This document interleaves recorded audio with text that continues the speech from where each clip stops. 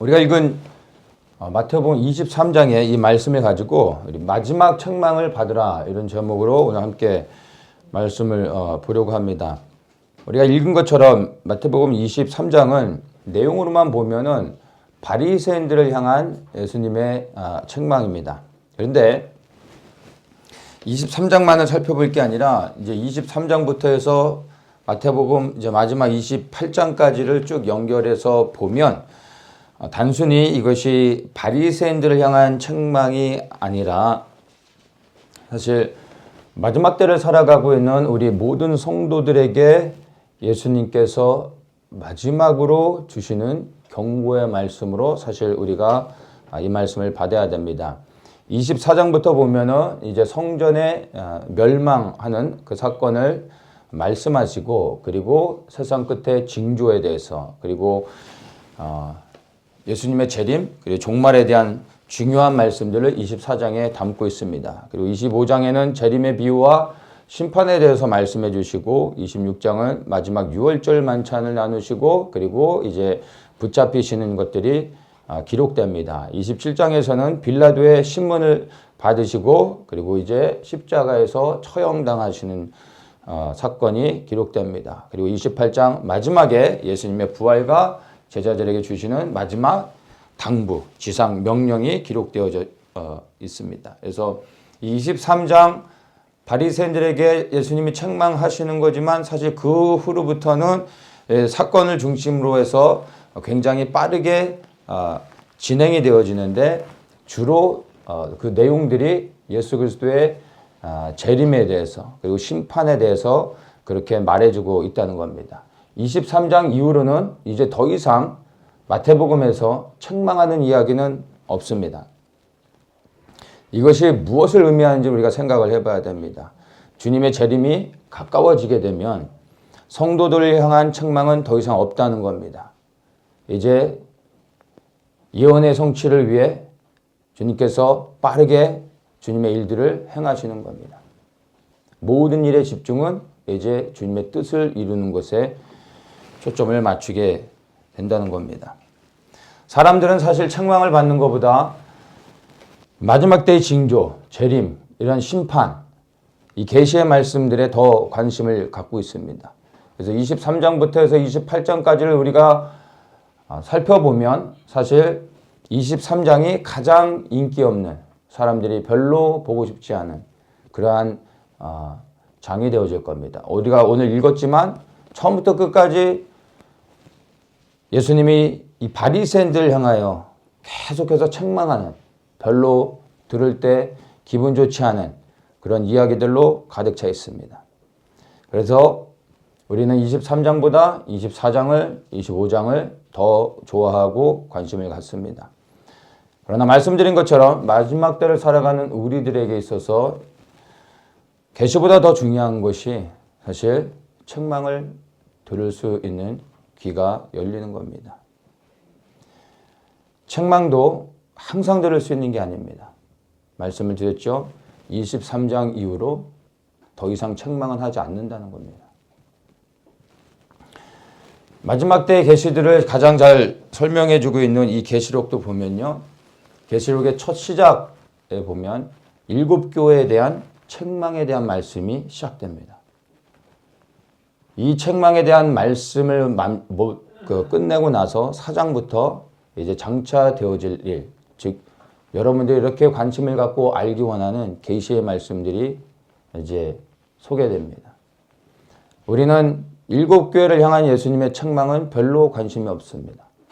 4장부터 풀어지는 계시의 말씀에 집중하고 있습니다. 그 계시를 풀어내는 게 중요하지 않다는 게 아닙니다. 그 계시를 풀기 이전에 우리가 주님 앞에 겸손히 책망받는 자들이 되어야 한다는 겁니다.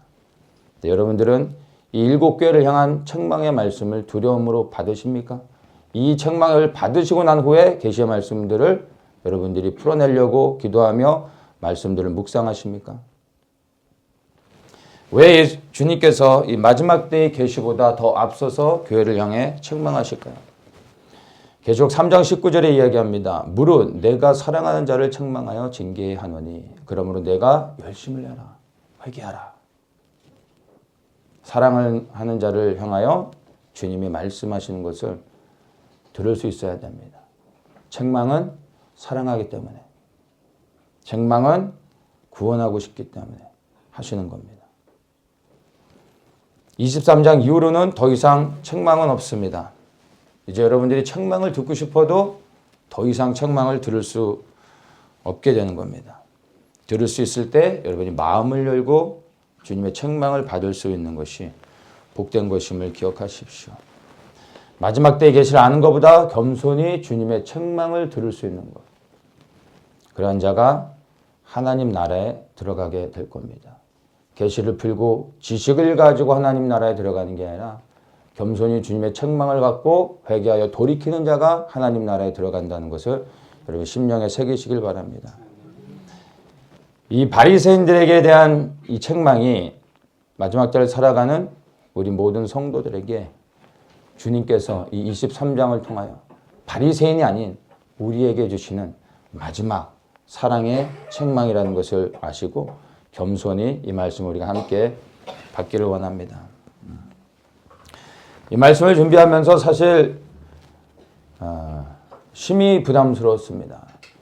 말씀 한 절 한 절에 그냥 읽기만 해도 깨닫게 하시고 말씀의 의미들을 새롭게 보게 하시고 무엇을 책망하시는지에 대해서 너무나 구체적으로 하나하나 말씀해 주시는데 심히 부담스러웠습니다.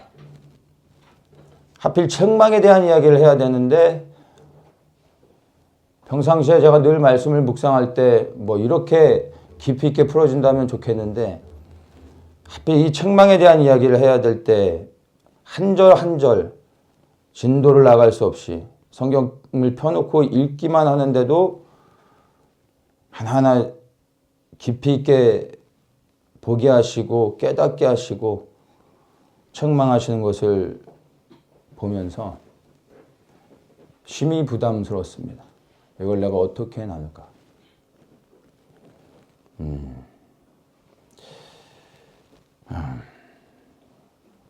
제가 주신 말씀들을 있는 그대로 하나하나 다 나누게 되면 많은 분들이 시험에 들 것 같습니다.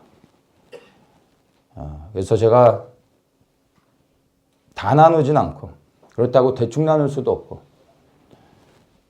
큰 흐름 안에서 꼭 나눠야 되는 중요한 몇 가지만 좀 뽑아서 여러분과 말씀을 나누겠습니다. 다시 한번 말씀을 드리지만 이건 바리새인을 향한 책망이 아닙니다. 제가 여러분을 책망하는 게 아닙니다. 저를 통해 예수님께서 사랑하는 자를 책망하시는 것으로 여러분이 귀를 열고 겸손히 듣기를 바랍니다. 2절을 보겠습니다. 서기관들과 바리새인들이 모세의 자리를 앉았으니 모세의 자리에 앉았다라고 얘기를 합니다. 이 모세의 자리에 앉았다라는 얘기는 다시 얘기해서 가르치고 판단하는 자리에 앉아 있다는 얘기입니다. 교회 안에 모세의 자리에 앉은 사람들이 넘쳐납니다. 누군가를 가리키려 하고 지적하고 판단하려고 하는 사람들. 이러한 사람들이 모세의 자리에 앉은 자들이요. 이 모세의 자리에 앉은 자들이 바리새인이라는 겁니다. 자기의 알량한 지식으로 다른 사람을 가르치려고 하는 사람들. 지적하고 판단하고 정지하는 사람들. 이러한 사람들이 교회 안에 넘쳐나고 있습니다. 이들은 이렇게 누군가를 판단하고 지적하고 정지함으로 자기는 의롭다라고 생각을 합니다. 생각하는 것조차 바리새인들과 똑같습니다. 모세의 자리에 앉는 것 자체가 잘못된 게 아닙니다. 누군가는 모세의 자리에 앉아야 되는 것입니다. 누군가는 가르치고 판단해야 되지 않겠습니까? 그런데 주님께서 이 바리새인들을 향하여 책망하시는 이유가 있습니다. 이들이 판단하는 것, 이들이 가르치는 것을 문제 삼지 않습니다. 3절을 보면 그러므로 무엇이든지 저희의 말하는 바는 행하고 지키되 저희의 하는 행위는 본받지 말라. 저희는 말만 하고 행치 아니한다 말씀하십니다. 예수님의 책망의 포인트는 저들이 가리킨다, 저들이 판단한다가 아니에요. 그들의 말에 대해 책망하지 않습니다. 말은 하는데 행하지 않는, 행함이 없는 것을 예수님이 지적하며 그들을 책망하고 있다는 것을 여러분 기억하셔야 됩니다. 잘못된 가르침을 책망하고 있지 않습니다. 가르치는 대로 행하지 않고 살아가고 있는 외식적인 바리새인들을 책망하시는 겁니다. 여러분, 바른 말을 한다고 해서 그 사람이 바른 사람이 아닙니다. 잘못된 것을 지적했다고 해서 그 사람이 올바른 사람이 결코 아닙니다. 진리를 말한다고 해서 그 사람이 진리 안에 속해 있는 게 전혀 아닙니다. 예수님이 무엇을 얘기하십니까? 말과 행함이 일치되어야 된다는 것입니다.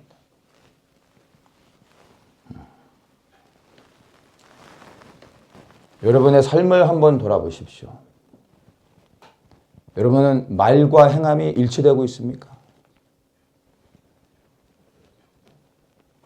만약 여러분이 말과 행함이 일치되지 않은 삶을 살고 있다면 현대판 바리새인이 되는 겁니다. 지금 주님이 오시면 책망을 받는 겁니다. 예수님이 명하여 지옥에 떨어지게 한다는 겁니다.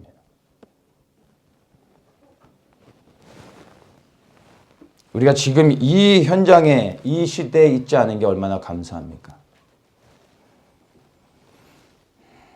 고린도후서 4장 2절에 보면 이에 숨은 부끄러움의 일을 버리고 계율 가운데 행하지 아니하며 하나님의 말씀을 혼잡케 아니하고 오직 진리를 나타내므로 하나님 앞에서 각 사람의 양심에 대하여 스스로 천거하노라.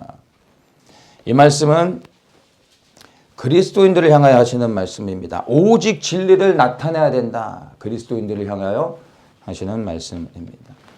이 진리를 나타낸다라는 것을 ESV에 보면은 by the open statement of the truth. 진리를 공개적으로 드러내는 것을 의미합니다. 그리스도인들은 진리를 드러내야 된다는 겁니다. 드러낸다는 게 무슨 말입니까? 드러낸다는 건 말하라는 게 아닙니다. 나의 삶을 통하여 공개적으로 보여지게 하라는 겁니다. 말하는 것이 아니라 보여지는, 즉 행함으로 증명해야 된다는 것을 말하고 있습니다. 이게 그리스도인의 삶이 되어야 된다는 겁니다. 말씀드린 것처럼 여러분, 내가 진리를 말하고 있다고 해서 내가 진리 안에 거하는 게 아닙니다. 내 안에서 진리가 다른 사람들에게 보여지도록 나타내어질 때 그것이 내가 진리 안에 있다는 증거가 되어지는 것입니다. 내가 확인할 수 있는 것이 아니라 다른 사람을 통하여 증명되어질 수 있어야 되는 것입니다. 무엇보다 주님이 그것을 증인으로 인정하실 수 있어야 되는 것입니다. 나는 진리를 말하고 있는 자인가? 진리만 말하고 있는 자인가? 아니면 진리를 드러내며 행하고 있는 자인가? 여러분 자신을 한번 돌아보시라는 겁니다. 교회 안에 말과 행함이 다 틀린 사람은 없습니다. 그런 사람은 교회 나오지 않습니다. 교회 나와서 부처를 믿어야 된다니, 거짓말을 해야 된다니 그런 말 하는 사람은 없지 않습니까? 말은 다 맞습니다. 무엇이 문제입니까? 행함이 없다는 거죠.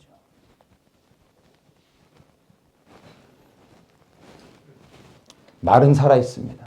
말은 살아있는데 행함의 능력이 없는, 행함이 죽은 사람.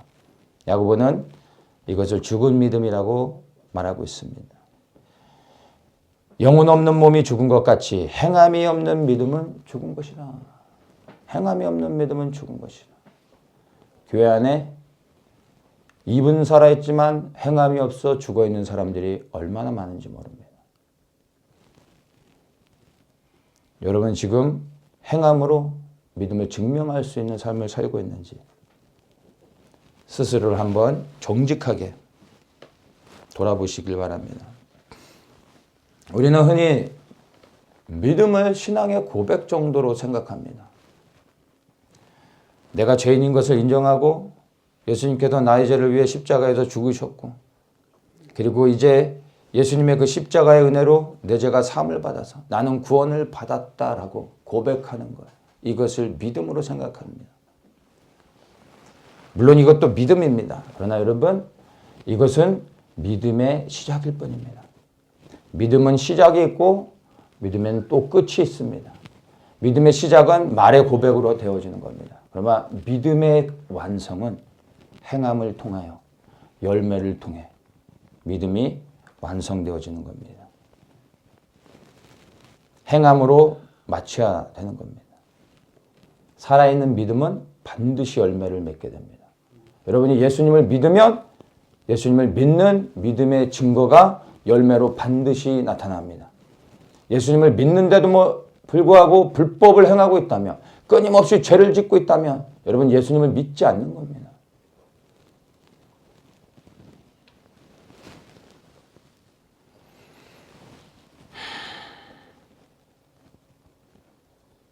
참된 믿음은 고백으로 시작하지만 행함으로 완성한다는 것을 기억하시고, 나의 믿음은 말인가 행함인가, 여러분 자신을 다시 한번 돌아보시길 바랍니다. 만약에 여러분의 믿음이 말에 머물러 있다면 여러분의 믿음은 죽은 것입니다. 그리고 그 상태로 주님을 만나 주님 앞에 서게 되면 책망을 받을 뿐만 아니라 버림받고 지옥에 떨어진다는 것을 여러분 반드시 기억하셔야 됩니다. 또한 다른 사람이 말만 하고 행치 않는다고 해서 여러분이 판단해서도 안 됩니다. 그렇게 하게 되면 바리새인이 되는 겁니다. 누가 여러분에게 모세의 자리에 앉게 했습니까? 스스로 그런 자리에 올라가지 마십시오. 그것은 하나님의 심판을 자초하는 것이 되는 겁니다. 만약에 여러분이 형제의 연약함과 실수를 보게 되어질 때 즉시로 그것을 지적하고 판단하기보다 주님의 마음을 가지고 그의 연약함을 덮어주고 그의 실수를 덮어주며 그를 위해 기도할 수 있어야 되는 겁니다. 그럴 때 주님께서 일하십니다.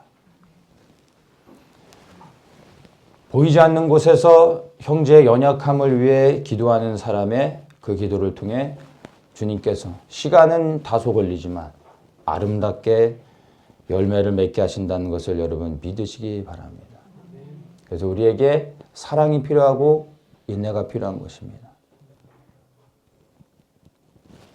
이것은 정말 하나님만이 하실 수 있는 일이고요. 그리고 하나님의 마음을 가져야 할 수 있는 것입니다. 그리고 정말로 이것은 저희 체험을 통해서도 제가 경험하고 있는 것이기 때문에 여러분 말하기보단 지적하기보단 판단하기보단 여러분 보여지는 것들 가지고 하나님 앞에 나아가 기도하고 또 기도할 때 하나님이 행하실 때까지 잠잠히 기다리시면 정말 아름다운 열매를 보게 되어지고 그리고 공동체를 세울 수 있게 되며 한 영혼을 주님 앞에 세울 수 있게 된다는 것을 기억하시기 바랍니다.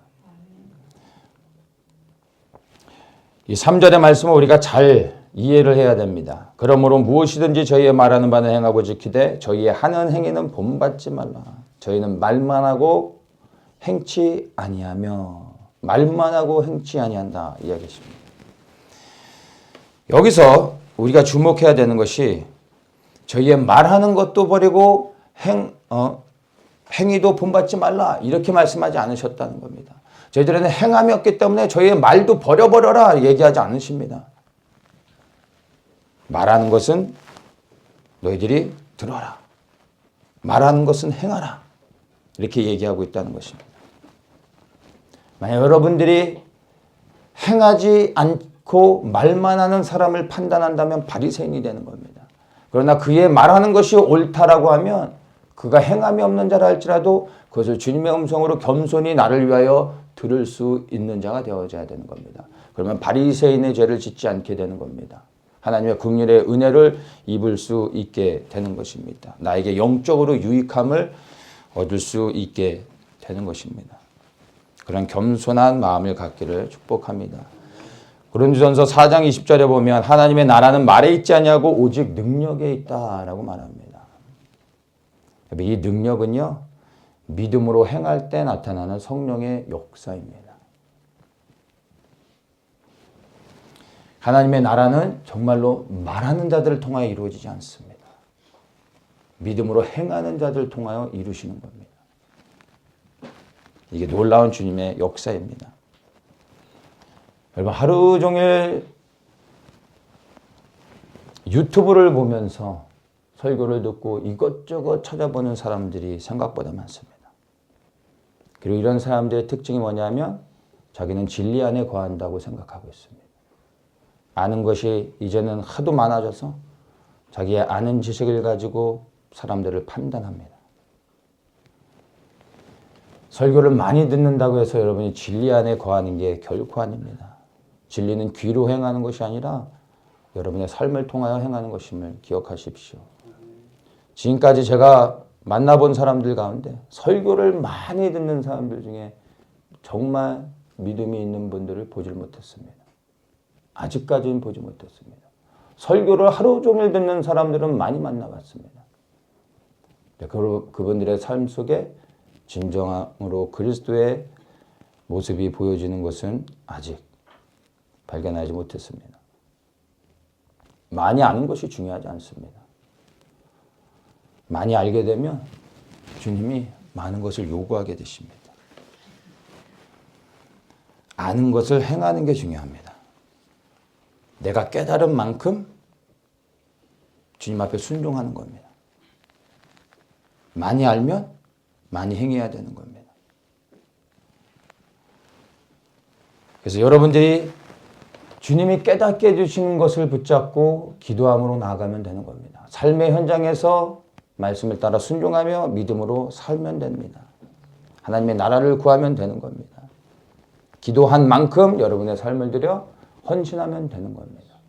아는 것에서 멈추지 마시고 비록 내가 적게 한다 할지라도 그 아는 것을 여러분의 삶의 현장에서 실천하며 순종하며 살아가게 될 때 하나님 나라의 능력을 경험할 뿐만 아니라 하나님 나라에 넉넉히 들어가는 사람들이 될 것을 믿습니다. 이 바리새인들을 향한 주님의 책망이 무엇인지 다시 한번 우리는 기억해야 됩니다. 말만 하고 행치 않는 것. 즉 우리는 이제 말하는 대로 행해야 되고 행하는 것을 말할 수 있어야 됩니다. 내가 행하지 않는다면 여러분 입을 다물고 잠잠히 있는 것이 그게 하나님께 영광이 되는 것입니다. 그런 자들이 주님의 칭찬을 받게 되어줄 겁니다.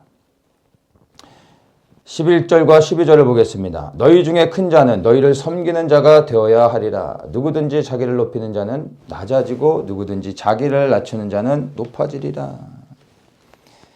이제 외식하는 이 바리새인들을 향하여 주님께서 또다시 책망하는 부분입니다. 자, 3절에서는 말만 하고 행치 않는 바리새인들을 책망하셨습니다. 그런데 이제 가만 보니까 이제 12절에 보면 이제는 다르게 말씀을 하십니다. 바리새인들의 외식적인 행위에 대해서 말씀하고 있습니다. 5절부터 쭉 읽어서 11절과 12절을 보면 행위는 있지만 그 행위가 주님 보실 때 온전치 못한 바리새인들의 이 외식적인 그 모습들, 그 행위들을 책망하고 계십니다. 여러분 행함과 행위의 차이가 무엇인지 아십니까? 행함은 믿음으로 하는 겁니다. 행위는 종교적으로 하는 겁니다. 행함은 예수님을 드러냅니다. 그러나 행위는 나를 드러냅니다. 행함은 주님의 영광을 위한 것이고 행위는 나의 영광을 위한 것입니다. 그래서 바리새인들의 모든 행위는 종교적이었고 위선적이었고 자기의 유익을 위한 것이었습니다. 그들의 모든 행위는 하나님의 영광과 상관이 없는 것이었습니다. 하나님께서 예수님을 가장 높이시고 만왕의 왕이 되게 하신 이유를 우리는 빌립보서를 통해서 발견할 수가 있습니다. 빌립보서 2장 5절부터 보면 이렇게 말합니다. 너희 안에 이 마음을 품으라. 곧 그리스도 예수의 마음이니 그는 근본 하나님의 본체시나 하나님과 동등됨을 취할 것으로 여기지 아니하시고 오히려 자기를 비어 종의 형체를 가져 사람들과 같이 되었고 사람의 모양으로 나타나셨으며 자기를 낮추시고 죽기까지 복종하셨으니 곧 십자가에 죽으심이라. 이러므로 하나님이 그를 지극히 높여 모든 이름 위에 뛰어난 이름을 주사 어떻게 할 때요? 십자가에 죽으셨을 때, 자신을 가장 낮추셨을 때 하나님께서 그분을 가장 높이신다는 겁니다. 하늘에 있는 자들과 땅에 있는 자들과 땅 아래에 있는 자들로 모든 무릎을 예수의 이름에 꿇게 하시고 모든 입으로 예수 그리스도를 주라 시인하여 하나님 아버지께 영광을 돌리게 하셨느니라. 아멘이죠. 예수님께서 하나님의 영광을 위해 자신을 낮추셨을 때 하나님께서 그분을 가장 높이셨다라는 것을 기억하셔야 됩니다. 그 증거가 십자가였습니다. 여러분 높아지고 싶습니까? 제가 여러분이 가장 높아질 수 있는 가장 확실한 방법을 알려드리겠습니다.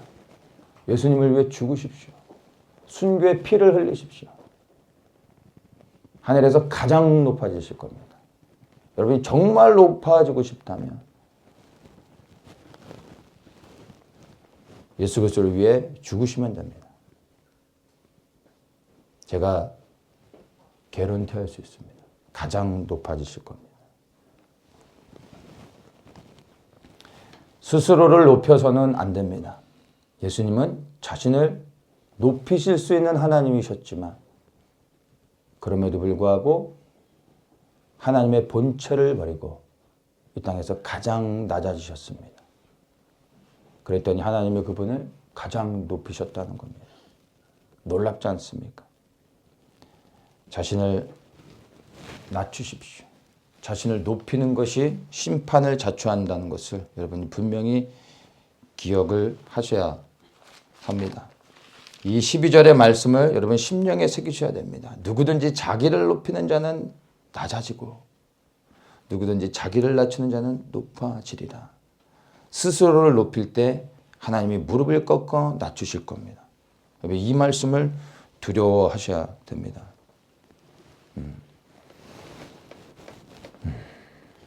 내가 지금 나를 높이고 있는지 나를 낮추고 있는지 알고 싶다면 내가 말할 때 나의 주어가 무엇인지를 여러분 스스로가 살펴보면 압니다. 여러분이 말할 때 내가, 나라고 말하고 있다면 여러분 스스로를 높이고 있는 사람들입니다.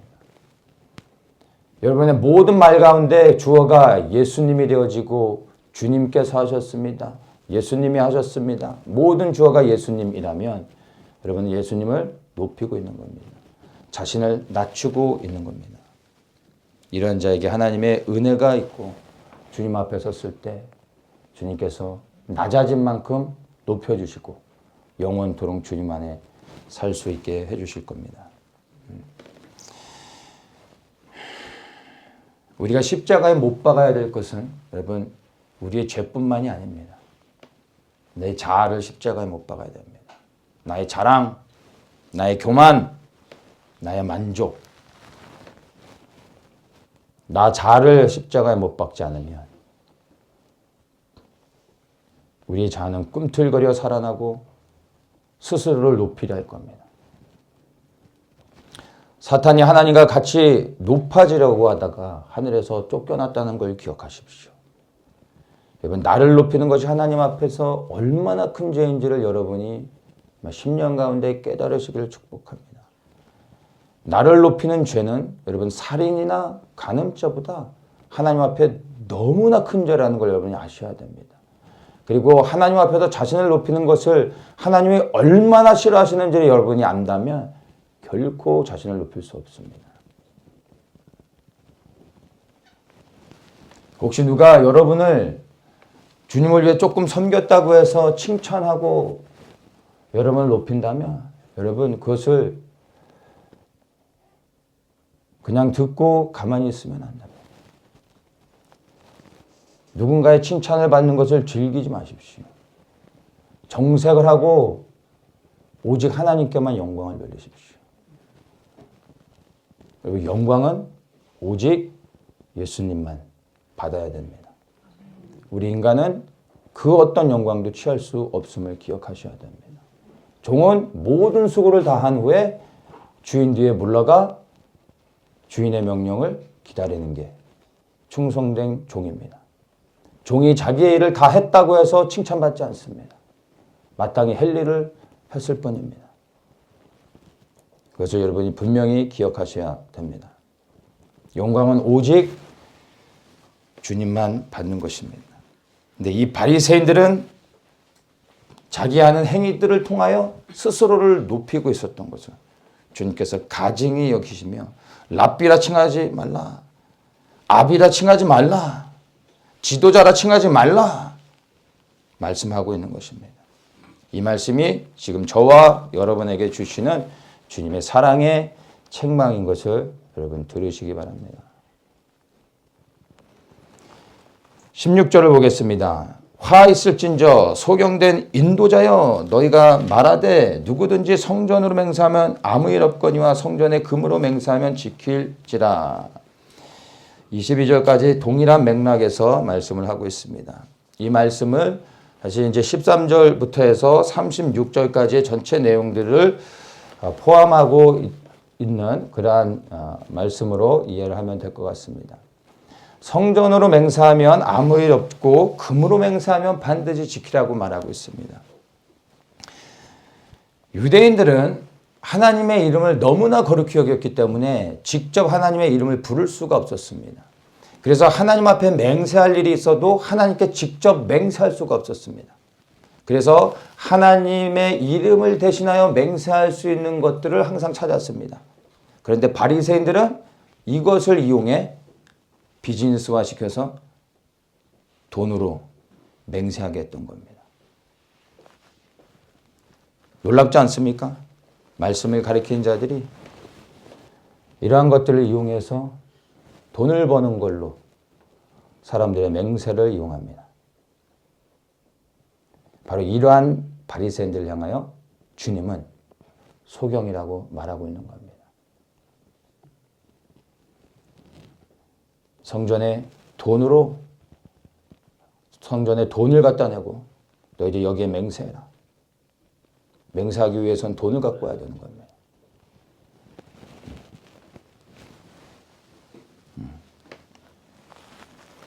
이사야 56장에 보면 9절에서 12절을 한번 보면 이 바리새인들에 대한 실제적인 책망에 대해서 말씀해 줍니다. 들의 짐승들아 살림 중에 짐승들아 다 와서 삼키라. 그 파수꾼들은 소경이요 다 무지하며 벙어리 개라 능히 짓지 못하며 다 꿈꾸는 자요 누운 자요 잠자기를 좋아하는 자니 이 개들은 탐욕이 심하여 족한 줄을 알지 못하는 자요 그들은 몰각한 목자들이라. 다 자기 길로 돌이키며 어디 있는 자이든지 자기 이만 도모하며 피차 이르기를 오라 내가 포도주를 가지러 오리라. 우리가 독주를 잔뜩 먹자 내일도 오늘같이 또 크게 넘치리라. 바리새인들을 향한 실제적인 책망을 여기서 하고 있습니다. 탐욕이 심한 자들 이들을 향하여 무엇이라고 말합니까? 개다. 자기 이만 도모한다. 소경이다. 벙어리 개다. 이렇게 책망하고 있습니다. 누가 소경인지를 이사야서에서 분명하게 얘기해 줍니다. 탐욕을 가진 자, 자기 일을 도모하는 자, 이러한 자가 개요. 소경이라고 말하고 있습니다. 이 소경된 인도자라는 의미를 여러분들이 잘 이해를 하셔야 됩니다. 이 소경된 인도자라는 말은 앞을 보지 못하면서 다른 사람을 인도하는 사람을 이야기하고 있는 겁니다. 내가 보지 못하는데 다른 사람을 앞에 서서 길을 인도하고 있다는 겁니다. 오늘날 교회 안에 소경된 인도자들이 넘쳐납니다. 많은 목사들이 소경이 된 채로 다른 사람을 인도하고 있습니다. 저도 그런 사람이 될 수 있기 때문에 저도 늘 두려움 가운데 저를 돌아보며 주님 앞에 기도합니다. 그런데 이 말씀은 단순히 목사에게만 주시는 말씀이 결코 아닙니다. 소경된 인도자의 문제가 아닙니다. 이 소경된 인도자 안에 담겨져 있는 더 큰 의미가 있습니다. 이게 마태복음 15장 14절에 보면 예수님께서 이런 말씀을 하십니다. 그냥 두어라. 저희는 소경이 되어 소경을 인도하는 자로다. 만일 소경이 소경을 인도하면 둘이 다 구덩이에 빠지리라. 소경이 소경을 인도한다. 그리고 둘 다 구덩이에 빠질 것이다. 이렇게 말씀하고 있습니다. 바리새인을 향하여 주시는 말씀입니다. 그들이 누구라고요? 소경이 되어 소경을 인도하고 있다는 것입니다. 누가 소경을 따라갈까 궁금하지 않습니까? 누가 소경을 따라갑니까? 보지 못하는 자들이 따라가는 겁니다. 여러분이 만약 본다면 왜 소경을 따라가겠습니까? 보지 못하기 때문에 나를 인도하는 사람이 소경인지 보고 있는지 알 수가 없는 겁니다. 눈뜬 자는 결코 소경을 따라가지 않습니다. 여러분의 목사가 소경인지를 돌아볼 것이 아니라 내가 소경인가 아닌가를 여러분이 돌아보셔야 되는 겁니다.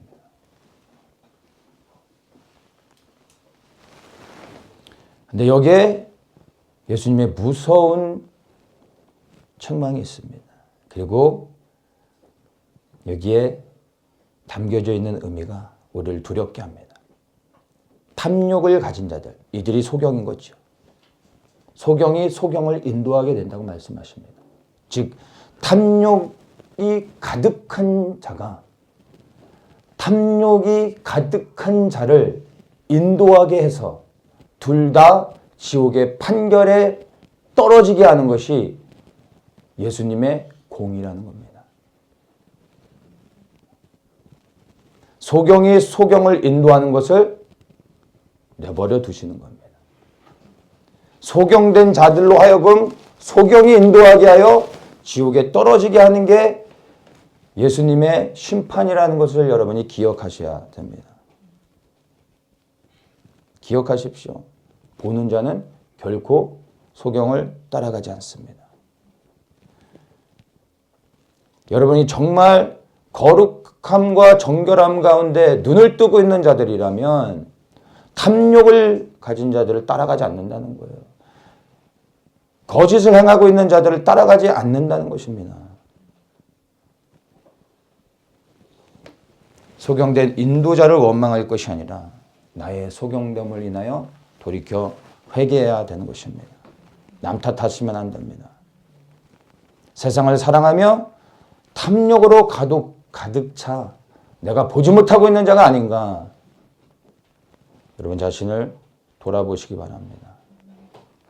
옛날 속담에 개 눈에는 똥만 보인다고 했습니다. 여러분의 눈에 뭐가 보이십니까? 돈입니까? 예수님입니까? 세상입니까? 하나님의 나라입니까? 여러분의 눈에 보이는 게 여러분인 겁니다.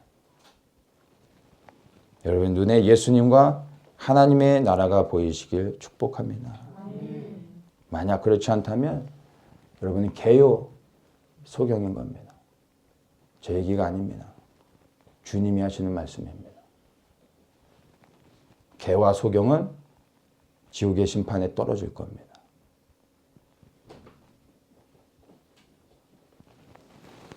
소경된 인도자로 인하여 지옥에 가는 것이 아니라 나의 소경됨으로 인하여 지옥에 떨어진다는 걸 여러분 기억하십시오.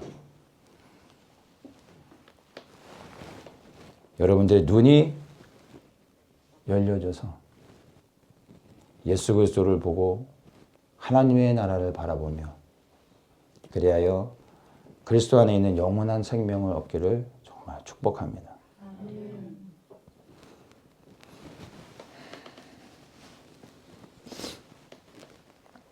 23절을 보겠습니다. 화 있을진저 외식하는 서기관들과 바리새인들이여 너희가 박하와 회양과 근처에 11조를 드리되 율법에 더 중한 바 의와 인과 신은 버렸도다. 그러나 이것도 행하고 저것도 버리지 말아야 할지니라. 예수님의 이 말씀을 우리가 잘 보아야 됩니다. 예수님이 이것도 버리고 저것도 버려라 말씀하지 않으세요? 이것도 행하고 즉 11조도 드리고 저것도 행하라. 그게 뭡니까? 의와 인과 신, 정의와 자비와 믿음을 행하라. 11조도 드리며 그리고 너희가 믿음의 삶을 살아야 된다. 이렇게 말씀하고 있습니다. 바리새인들은 누구보다도 11조를 철저하게 드렸던 사람들입니다. 이 11조를 드리는 문제에서는 정말 지나칠 정도로 정확한 11조를 드리려고 애썼던 사람들입니다. 그런데 그들의 삶은요, 한마디로 얘기해서 개차반이었던 거예요. 하나님과 전혀 상관없는 삶을 살고 있었던 것입니다. 예수님이 무엇을 책망하십니까? 11조에 대한 것을 책망하시는 것이 아니라 11조를 드리고 난 후에 그들의 삶이 하나님 보실 때 온전치 못한 것으로 인하여 책망하고 있다는 것입니다. 예수님의 책망은 여러분 구체적으로 이해하셔야 됩니다. 11조를 드리고 있는 자들의 온전치 못한 삶이라는 겁니다. 예수님 앞에 섰을 때 너 11조 정확히 안 했어 라고 해서 예수님 책망하지 않으십니다. 여러분이 조금 더 많이 드렸다고 예수님이 칭찬해 주시지 않으십니다. 그분에겐 돈이 필요가 없습니다. 그 드려지는 것 안에 담겨져 있는 마음의 중심을 보시는 겁니다. 11조에 대한 성경적 의미를 여러분들이 정확히 이해를 하셔야 됩니다. 이 11조라는 것은요, 10의 1을 드리는 게 아닙니다. 10의 1을 드리지만 나의 모든 것이 주님께 속해 있습니다. 나의 모든 것이 물질뿐만이 아니라 나의 생명까지 나의 모든 것이 주님의 것입니다. 라는 것을 10의 1에 담아 드리는 겁니다. 얼마를 드릴까 고민하지 마시고 그 드리는 것 안에 나의 전심이 담겨져 있는지를 보셔야 된다는 거예요. 그러한 마음으로 여러분들이 헌금을 할 때마다 정말 나의 모든 것이 주님께 속해 있습니다. 내가 주님을 위해 살겠습니다.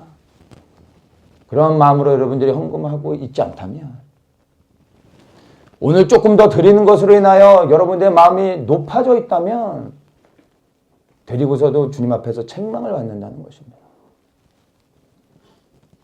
결코 많이 드리는 것에 고민하지 마십시오.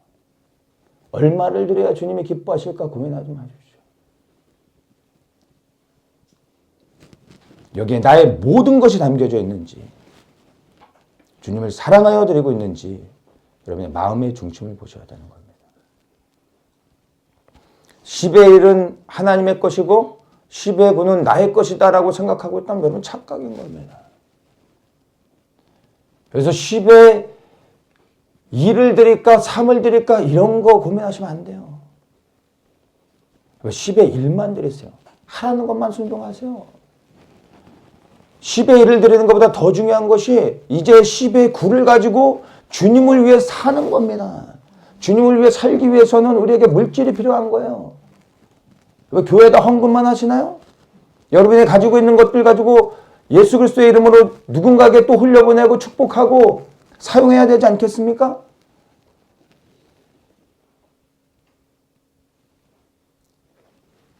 십의 굴을 가지고 나의 삶을 주님 앞에 온전히 헌신하며 사용할 때 하나님이 받으시는 겁니다.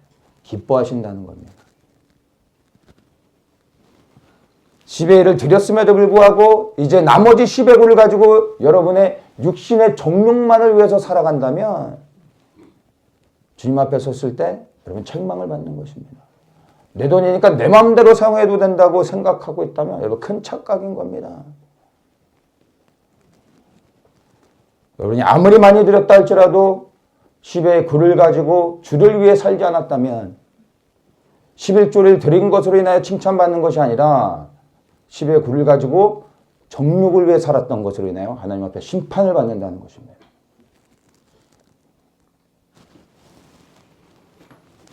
다시 한번 말씀드리지만 11조를 얼마를 드릴까 고민하지 마십시오. 여러분, 나머지를 가지고 주를 위해 충성스럽게 사셔야 됩니다. 그것을 위해 기도하고 주님의 뜻을 구하셔야 됩니다. 33절에 보면 뱀들아, 이 독사의 새끼들아, 너희가 어떻게 지옥의 판결을 피하겠느냐. 이 말씀이 저와 여러분에게 주시는 주님의 사랑의 책망이라는 것을 들으셔야 됩니다. 이 말씀을 들을 수 있다면, 그래야 우리가 죄로부터 돌이킬 수 있다면 우리는 생명을 얻을 수 있는 것입니다. 나는 바리새인이 아니니까 이건 나와 상관이 없다라고 생각하고 있다면 여러분 착각인 겁니다. 이 시대 바리새인들도 자기들은 당연히 천국에 가는 걸로 생각했지 어느 누가 자기가 지옥 갈 거라고 생각했습니까?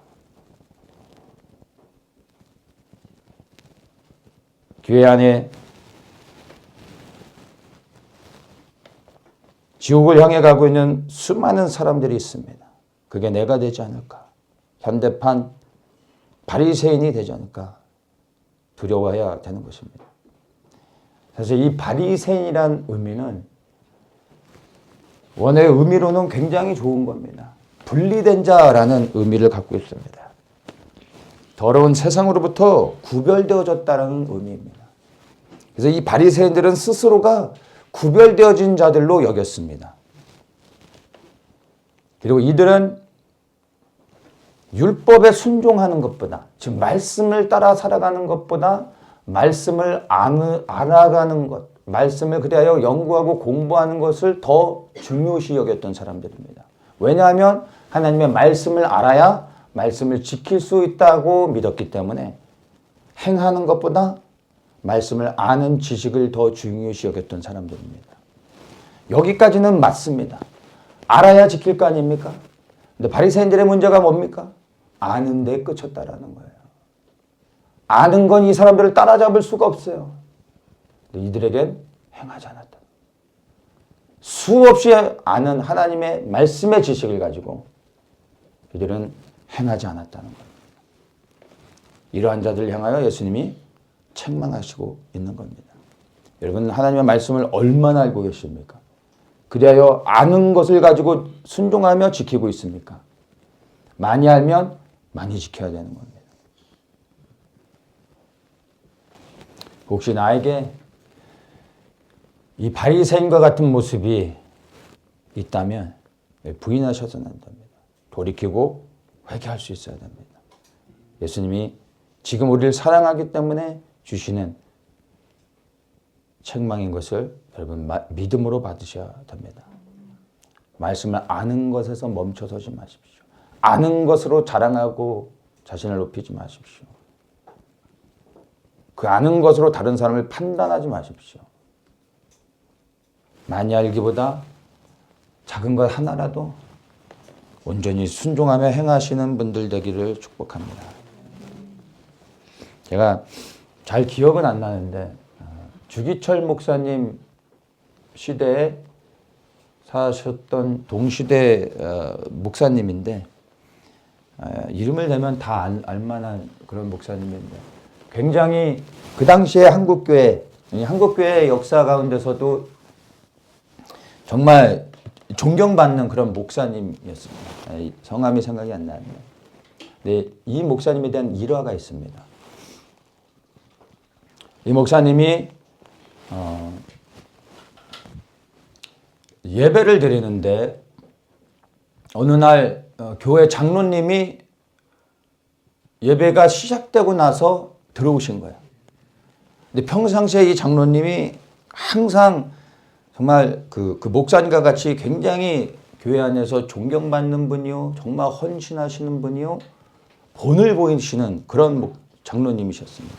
단 한 번도 예배를 늦으시는 분이 아닙니다. 일찍 나와서 항상 교회를 섬기는 그런 분이었는데 그날 교회를 오다가 아침에 뭐 어떤 큰 사고가 있었어. 그래가지고 부득불 교회를 늦을 수밖에 없었던 거예요. 근데 예배가 시작하고 들어왔습니다. 이 목사님이 예배가 시작되고 들어온 장로님을 그냥 둘 수가 없는 거예요. 이 장로님 보고 뒤로 나가서 무릎 꿇고 있으라고 한 거예요. 장로님한테. 예배 시간 늦었다고. 어디서 감히 하나님께 예배 드리는 시간에 장로가 늦게 들어오냐고. 나가서 무릎 꿇고 예배 드리라고. 근데 이 장로님이 이 목사님의 말씀에 순종해서 뒤에 가서 무릎을 꿇고 예배 드린 거예요. 예배가 다 끝나고 나서 이 장로님이 목사님한테 자초지종을 설명하면서 자신을 변호할 수 있잖아요. 내가 왜 늦게 왔는지 설명할 수 있잖아요. 타당한 이유가 있잖아요. 아무 말 하지 않습니다. 목사님 죄송합니다. 다시는 늦지 않겠습니다.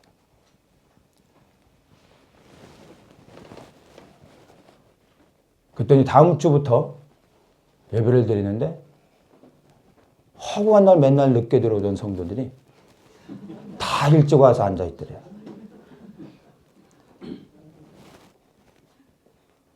누가 감히 아무리 목사라고 해도 장로님에게 예배 좀 늦었다고 들어가서 성도들이 다 있는 데서 무릎 꿇어 예배드리라고 할 수 있습니까? 근데 그 목사님이 그렇게 할 수 있었던 건 쇼가 아니죠. 정말 존경받는 목사님이고 정말 하나님 앞에 두려움으로 예배드리는 목사님이기 때문에 어디 감히 하나님께 예배드리는데 늦을 수 있냐. 그것도 본을 보여야 되는 장로가. 그래서 말할 수 있었던 거죠. 보통 목사님이 아닌 거죠. 근데 이 목사님보다 더 대단한 건 제가 볼 땐 장로님인 거예요. 충분히 자신을 변호할 수 있음에도 불구하고 기꺼이 목사님의 책망을 받고 무릎 꿇어 예배를 드렸다는 겁니다.